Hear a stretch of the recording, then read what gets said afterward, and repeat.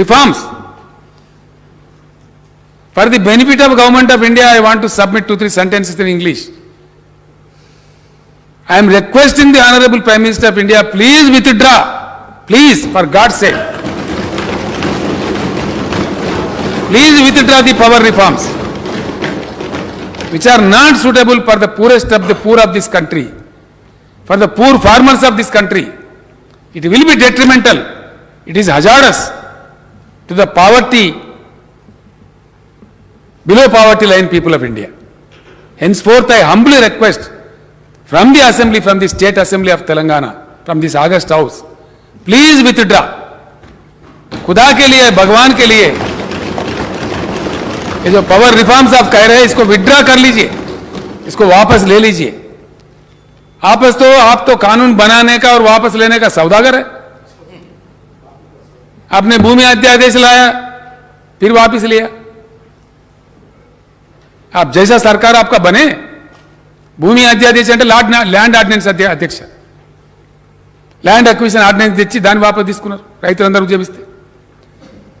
आपने गलत कानून बनाए 3 किसान विरोधी, आपने वापस लिया और माफी भी मांगा. गड़बड़ होने से पहले के पूरी जनता उठे और आवाज उठाए, फिर एक आंदोलन छेड़े. बेहतर यह है प्रधानमंत्री जी, आप मान्यता से हमारे बात स्वीकार लीजिए और पावर रिफॉर्म्स का जो भी बिल है उसे वापस ले लीजिए. मैं अपील करता हूं, यह हमारे भलाई के लिए, हमारे देश के लोगों के लिए, देश के गरीब किसानों के लिए, देश के गरीब SC, ST, BC लोगों के लिए मैं कह रहा हूं, यह किसी और के लिए नहीं. इसीलिए दया करके ले लीजिए. नहीं ले जाएंगे, मैं हमारे सारे इलेक्ट्रिकल एम्प्लॉयज भाइयों को बता रहा हूं, आपके पूरे नौकरियां चले जाएंगे. जैसा कि रेल कर्मचारी चले जा रहे, बैंक कर्मचारी चले जा रहे, BSNL चले गए.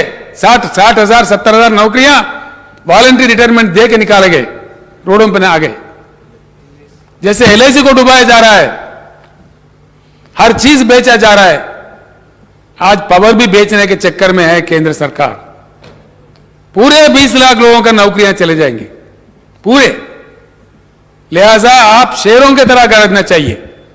देंगे इसका पूरे देश भर में पूरे जितने भी बिजली घरों के कर्मचारी है, शेरों की तरह निकलना चाहिए और अपनी ताकत इस केंद्र सरकार को बताना चाहिए. हां बिल्कुल, हमारे पास कोई चारा ही नहीं. अब क्या करें, మరతా క్యా नहीं करता. నిన్ను సంపేస్తా, నువ్వు మీటర్ పెట్టే తీరాలే, మరి ఏం చేయాలా? ఇది ఆశ్చర్యకరమైనది అధ్యక్ష, చాలా విచిత్రమైన విషయం.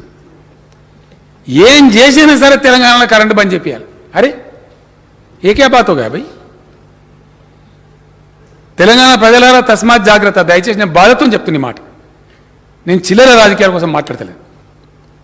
మేము చెప్పినాం, వాగ్దానం ఇచ్చిన ప్రకారం ఇలా 24 గంటలు మొత్తం ఇండియాలో ఒకటే ఒక రాష్ట్రంలో అన్ని రంగాలకు ఇస్తుంది. ఇది ఫ్యాక్ట్, ప్రజల కళ్ళ ముందున్న సత్యం. దీన్ని ఎట్లన్నా చేసి బంద్ పెట్టాలి, ఏదన్నా చేయాలి. మాకు శాత కాదు, మేము ఇత్తలేము. కరెక్టే, మీకు శాత కాదు, మేమేం చేయాలి? మిమ్మల్ని ఒక రూపాయి అడిగినామా? మేము సబ్సిడైజ్ చేయమన్నామా? కేంద్ర ప్రభుత్వ గ్రాంట్ ఇవ్వమన్నామా? మా డబ్బులు, మా ప్రభుత్వం, మా బడ్జెట్లో నుంచి మేము మా రైతాంగానికి ఇచ్చుకుంటున్నాం. ఎందుకు అధ్యక్ష?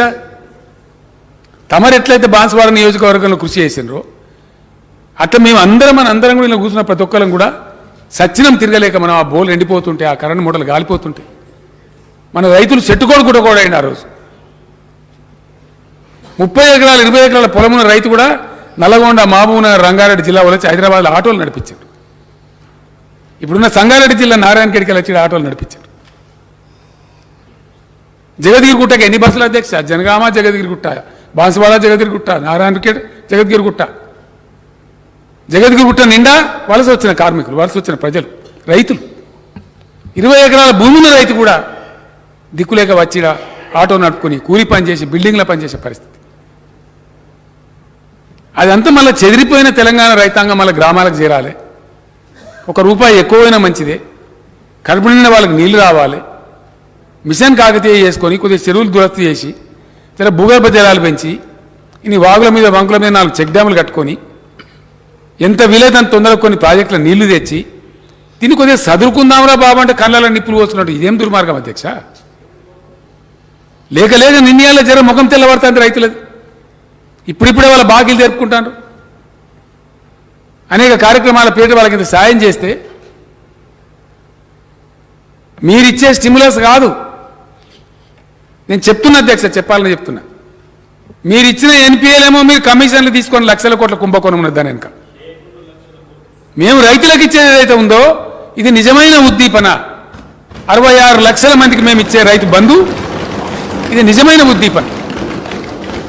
దాని ఫలితం కనపడతా ఉంది. ఇలా మేము ఇచ్చే ఉద్దీపన ఏదైతే ఉందో, మేము ఇచ్చే రైతు బంధు కానీ ఉచిత కరెంటు కానీ దాని ఫలితం స్పష్టంగా కళ్ళకు కనబడ్డట్టుగా నేను గర్వంగా చెప్తా ఉన్నా అధ్యక్ష. చరిత్రలో మొట్టమొదటిసారి మా వ్యవసాయ శాఖ మంత్రి నిరంజన్ రెడ్డి గారి ఆధ్వర్యంలో వ్యవసాయ శాఖ అధికారుల కృషితో, విద్యుత్ శక్తి అధికారుల కృషితోని మొట్టమొదటిసారిగా ఈ సీజన్లో ఇప్పుడు తెలంగాణ 65 లక్షల ఎకరాలలో వరి నాట్లు పడ్డాయి అధ్యక్ష. నేను గర్వంగా ప్రకటిస్తా ఉన్నా.